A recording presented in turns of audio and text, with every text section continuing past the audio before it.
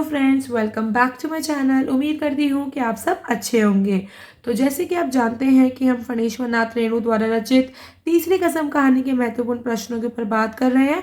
इस कहानी के ऑलरेडी हम 2 महत्वपूर्ण प्रश्नों के ऊपर बात कर चुके हैं। पहला प्रश्न इस कहानी का कथा सार, जिसको आप सारांश, सार और कथा वस्तु भी कहते हैं, और दूसरा प्रश्न इस कहानी के जो मुख्य पात्र हीरामन है उसके चरित्र को उदाहरण स्वरूप भी हम समझ चुके हैं। इन दोनों ही प्रश्नों से रिलेटेड मैंने अपने चैनल पर वीडियोस अपलोड कर रखी हैं। अगर आप में से किसी ने मेरी वीडियोस नहीं देखी हैं तो आप जल्दी से जाके मेरे चैनल पर वीडियोस देख सकते हैं। हिंदी रचनाओं के ऐसे ही महत्वपूर्ण प्रश्न और उनकी सरल व्याख्या के लिए आप इस चैनल को सब्सक्राइब करें और अपने फ्रेंड्स और क्लासमेट्स के साथ इसको शेयर करें। तो आइए बिना किसी देरी के आज की वीडियो शुरू करते हैं। आज की जो वीडियो होने वाली है उसमें हम फणेश्वर नाथ रेणु द्वारा रचित तीसरी कसम कहानी की मूल संवेदना के ऊपर बात करेंगे। तो आइए शुरू करते हैं। फणेश्वर नाथ रेणु की कहानियों में अनेक प्रवृत्तियों का समावेश देखा जा सकता है। उन्होंने लगभग प्रत्येक विषय को केंद्र बनाकर कहानियां लिखी हैं। अनेक विसंगतियों को चित्रित किया है जो समाज को खोखला कर रही हैं। आधुनिक युग में कहानी उपन्यास से बहुत अधिक संबंधित रही है, लेकिन उपन्यास को छोटा करके कहानी नहीं बनाई जा सकती। आलोच्य कहानी तीसरी कसम फणेश्वर नाथ रेणु की आंचलिक कहानी है। मैंने आप सभी को आंचलिक शब्द का मतलब अपनी पिछली वीडियोस में समझाया था। आंचलिक शब्द का मतलब होता है कि किसी कहानी में या किसी रचना में जो वातावरण दिखाया गया है, जो क्षेत्र दिखाया गया है, वो ग्रामीण परिवेश का दिखाया गया है, गांव का क्षेत्र दिखाया गया है। ठीक है, तो जो फणेश्वर नाथ रेणु की कहानी तीसरी कसम है वो एक आंचलिक कहानी है। ठीक है, उसमें जो वातावरण दिखाया गया है और जिन शब्दों का प्रयोग किया गया है, जिस भाषा को प्रयोग में लाया गया है, वो आंचलिक भाषा है, उनमें आंचलिक शब्दों का प्रयोग किया गया है। कहानी अत्यंत रोचक प्रभावी है। एक सूत्रात्मक की दृष्टि से कहानी में आदि, मध्य, अंत सहज ही देखा जा सकता है। कहानी पूर्व दीप्ति शैली में लिखी गई है, यानी कि जो कहानी है वो फ्लैशबैक की शैली में लिखी गई है। पूर्व दीप्ति शैली का मतलब होता है फ्लैशबैक की शैली। कहानी का प्रारंभ हीरामन के चोरी के माल के मामले से बचकर पहली कसम खाने से है। कहानी के मध्य में हीरामन के हीराबाई से मिलने पर देखा जा सकता है। कहानी का अंत हीरामन के द्वारा कसम खाने से होता है कि अब किसी नौटंकी वाली को गाड़ी में नहीं बिठाऊंगा। तो यानी कि ये जो कहानी है वो एक फ्लैशबैक की शैली में लिखी गई है, यानी कि जो हीरामन है, जो मुख्य पात्र है, वो पूरी कहानी में अपने जो 20 साल है जिसमें उसने सिर्फ बैलगाड़ी को हाँका होता है, वो अपने 20 सालों को दोबारा याद कर रहा होता है। वो पहले कैसे उसने वो तीनों कसम खाई अपने जीवन में, किन हालातों में खाई, किन परिस्थितियों में खाई, ये सब वो याद कर रहा होता है। तो इसलिए ये जो कहानी है वो फ्लैशबैक की शैली में चलती है। और कहानी का जो प्रारंभ है उसमें हम देखते हैं कि हीरामन यहाँ पे सहज रूप से याद कर रहा होता है जब वो किस तरह चोरी के माल के मामले से बचकर वो पहली कसम खाता है। और कहानी जब मध्य में पहुंचती है तब हीराबाई से मिलने पर हीरामन को देखा जा सकता है। और कहानी के अंत में हीरामन के द्वारा तीसरी कसम खाई जाती है कि अब वह किसी नौटंकी वाली को गाड़ी में नहीं बिठाएगा। तो इस तरीके से ये जो कहानी है उसमें हम आदि, मध्य और अंत सहज रूप से देख सकते हैं। इस प्रकार रेणु ने एक छोटी सी घटना को विस्तार देकर बड़ा बना दिया है। कहानी में एक आम आदमी की मनोस्थिति की मार्मिक अभिव्यक्ति तीसरी कसम में हुई है। कहानी में हीरामन को कथा कहानी कहते दिखाया गया है। कहानी का प्रारंभ एक छोटे से वाक्य से होता है और अंत भी एक छोटे से वाक्य या गीत की पंक्ति से होता है। हीरामन के जीवन के अनेक उतार चढ़ाव कहानी में देखे जा सकते हैं। एक सूत्रात्मक की दृष्टि से कहानी में आदि, मध्य एवं अंत सहज रूप से दिखाया गया है। बिहार प्रांत के एक अंचल विशेष पर आधारित तीसरी कसम एक मार्मिक कहानी है। तो जैसे कि मैंने आपको बताया कि जो तीसरी कसम कहानी है वो एक आंचलिक कहानी है, तो यहाँ पर लेखक ने बिहार के प्रांत का चित्रण करा है। ठीक है, बिहार के एक क्षेत्रीय परिवेश का चित्रण करा है।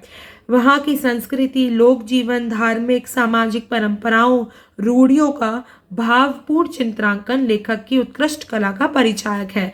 लेखक ने यहाँ पर अपनी कला से उस बिहार प्रांत का जो चित्रण करा है, वहाँ की संस्कृति, लोक जीवन, सामाजिक परंपराएं, रूढ़ियों, इन सब का चित्रण जो लेखक ने करा है अपनी कला के माध्यम से, वो बहुत भावपूर्ण रूप से करा है और बहुत यथार्थ रूप से करा है। ग्रामीण परिवेश के गुण दोषों का समग्र एवं सूक्ष्म विवेचन रेणु ने यथार्थ की पृष्ठभूमि पर करा है। तो जैसा चित्रण उन्होंने करा है वो बेहद यथार्थ है, ठीक है, और सजीव है। इस कहानी में परिवेशगत घटनाएं, दैनिक क्रियाकलाप, पात्रों की मनोस्थितियों का जैसा चित्रांकन किया गया है, उसे देखकर अनुभूति और अभिव्यक्ति में अंतर कर पाना कठिन है। तो उन्होंने जैसा चित्रण किया है कहानी में, पात्रों की मनोस्थितियों का उन्होंने चित्रण किया है, ठीक है, दैनिक क्रियाकलाप कहानी में दिखाए गए हैं, तो अंतर कर पाना कठिन है कि लेखक ने यहाँ पर इस कहानी में अनुभूति करी है या अभिव्यक्ति करी है। सारा आंचल पाठकों के समक्ष उपस्थित हो उठता है। वहां का जीवंत चित्रण कथा तंत्र में गुथा हुआ सा है।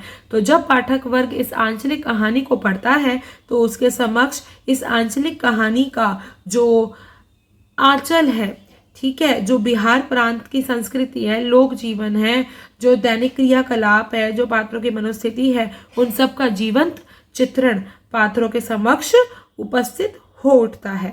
कहानी बड़े दृश्य के रूप में विस्तार पाती है, जिसमें छोटे छोटे कई दृश्य हैं। स्थानीय रंगत कहानी को स्वाभाविकता और रोचकता प्रदान करती है। ग्रामीण आंचलिक परिवेश को प्रस्तुत करने के साथ साथ ये कहानी हीरामन जैसे सीधे सरल भोले ग्रामीणों के चरित्र को, संवेदनाओं को भी उभारने वाली कहानी है, जिसमें हीरामन गाड़ीवान जीवन में दो कस्में खाता है कि चोर बाजारी की लदनी नहीं करेगा, बास की लदनी तो कभी नहीं करेगा। एक दिन स्टेशन से सवारी धोने के उपक्रम उसकी भेंट हीराबाई से होती है, जो कंपनी में नर्तकी है। वह उसे परी, देवकुल की और चंपे का फूल, माँ भगवती, अपनी दुल्हन और कभी महुआ घटवारिन की प्रतीति करता हुआ ख्यालों में खोया रहता है। हीराबाई का सौंदर्य उसको अभिभूत कर जाता है। अनजाने ही पर यह प्रेम हीरामन को उसके प्रति अधिक संवेदनशील और सतर्क बना देता है। प्रेम के आधिक्यवश वह उसके लिए रंडी, पुत्रिया शब्दों पर मरने मारने पर उतारू हो जाता है। अपने बैलों के अतिरिक्त उसे पहली बार प्रेम की ऐसी अनुभूति होती है जो उसके लिए विचित्र है। कंपनी अनुबंध समाप्त होने पर हीराबाई उसे छोड़कर चली जाती है। स्टेशन से विदाई के समय हीरामन सजल नयनों से तीसरी कसम खाता है कि भविष्य में कंपनी की औरत की लदनी कभी नहीं करेगा। तो तब वह तीसरी कसम खाता है कि वह अपनी गाड़ी में कभी भी नौटंकी की औरत को, कंपनी की औरत को नहीं बिठाएगा। तो हम निष्कर्ष रूप से ये कह सकते हैं कि रेणु की तीसरी कसम जो कहानी है वो हिंदी साहित्य में अपना अलग स्थान रखती है।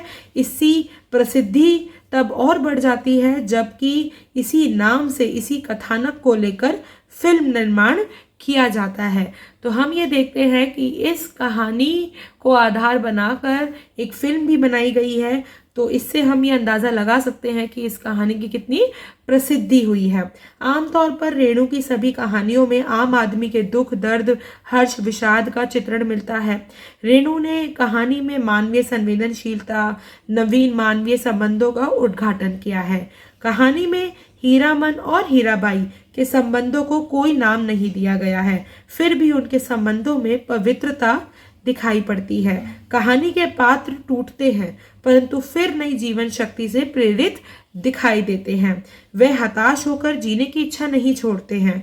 कहानी में जीवन का आदर्श और यथार्थ दोनों को ही दिखाया गया है। इस तरह हम देखते हैं कि कहानी की मूल संवेदना के आधार पर तीसरी कसम रेणु की श्रेष्ठ कहानियों में एक कही जा सकती है।